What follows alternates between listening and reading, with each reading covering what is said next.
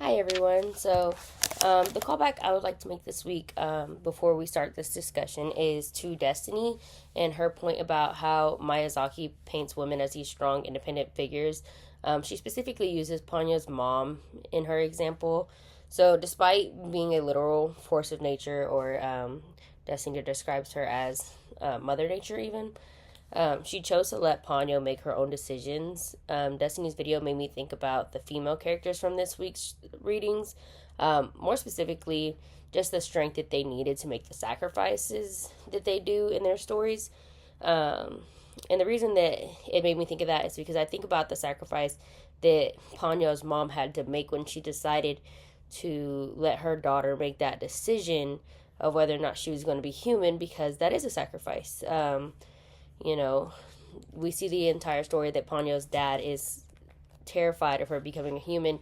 And so we have to think that Ponyo's mom must have some type of fear, but instead of, succumbing to that fear and forcing her to be the fish, she allows her to make her own decisions, and that is a sacrifice. So for this week's focus, I decided to focus on the moment where the main character has to give up something to either be human or just be with the person that they love. So starting with our first story, in Undyne, Undyne gets a human soul by marrying Huldbrand. What she sacrifices is her fate is now tied to Huldbrand's choices and actions. So it was my first time reading this version of The Little Mermaid, and I noticed that there was a big emphasis on the soul not just being a gift, but also a burden to Undyne.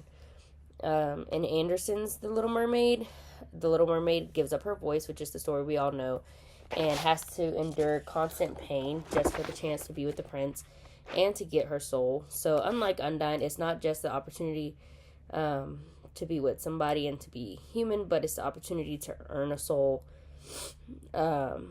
based on her actions and decisions. And of course, The Little Mermaid that we all know, it has a very similar storyline to the Anderson one, but it is a little bit padded just because it's Disney and it's meant for kids. But, she gives up her voice. Sorry, my son woke up.